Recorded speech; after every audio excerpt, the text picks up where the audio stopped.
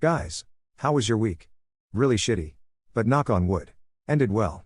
Found out on Monday that my mom, recovering from surgery to remove a tumor, had been taken to the ER after puking blood.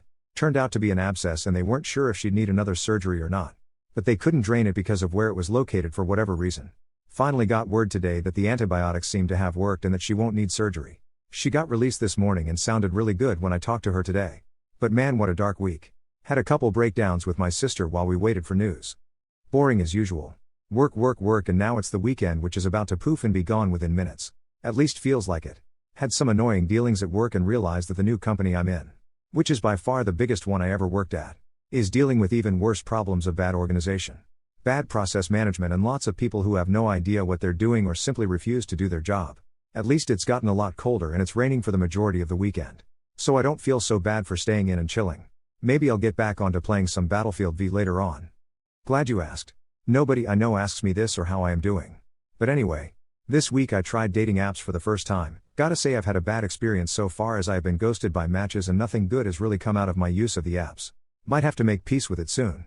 The gym has been my go-to place to release stress from school, work, and all other things. Feels great to take care and look after myself despite all these stressful stuff happening around. Life happens. Keep moving forward. What is your opinion on the incel problem? I do think the internet is messing with a lot of young men. When you play video games online they are rampant. When you see comments they are rampant. I don't think they're terrible people but maybe just delusional and acting out of speculation and assumptions instead of actual truths. It starts at home with young boys. Parents need to engage their children in a wide range of activities and instill in them a sense of self-worth separate from their sexual and romantic relationships. Parents need to talk to their kids, reduce their unsupervised screen time and create opportunities for them to form and sustain positive in-person friendships. Part of me wonders what happens when a person Googled something like 16 male no sex how to get sex or what have you. How quickly does one fall down the incel rabbit hole? Of course, you have to have a misunderstanding of how intimacy functions in a relationship. But how quickly can a man/person become indoctrinated? We know it takes 8 minutes on skincare TikTok to get to plastic surgery TikTok as a teen girl in quad. How many people have fallen for this misogynistic, deadly snake oil scam? I have faith in young women and girls. They're taking no shit. Everyone in the incels are few. Men are slowly catching on that they need to treat women as people not property in the incel movement. If you can even call its relatively minuscule numbers a move too is a last-ditch attempt of desperation to keep women as property and change the narrative of today which at this moment is women, life, freedom and quad. It's sad. It shows that as a society we've taught our sons that they need a partner to have any value. And that they're entitled to a partner. They've been taught that respect is obedience and disagreement is disrespect. They've got an image of the ideal woman and are unwilling to see their partners for who they choose to be instead of how they want them to be. What is an old movie that aged extremely well? Office Space, Animal House, The Naked Gun movies, Airplane, Casablanca, A Bridge Too Far, Pulp Fiction, Fight Club, Schindler's List, American Graffiti, Blade Runner, Serenity. Some Like It Hot and Arsenic and Old Lace are still hilarious. And I am always bugging people to watch them.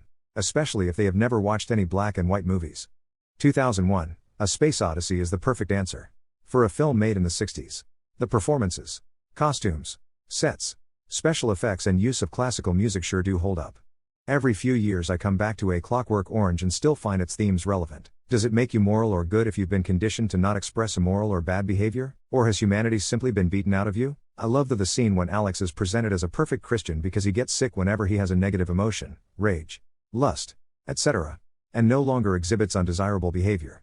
The priest stands up and says he is not because has simply been robbed of the ability to make a choice between right and wrong. I'd give it counts. But I recently watched Singing in the Rain out of boredom and holy shit is it great. The music, dance numbers, characters, everything is amazing. North by Northwest. Great charisma between the leads. It's funny.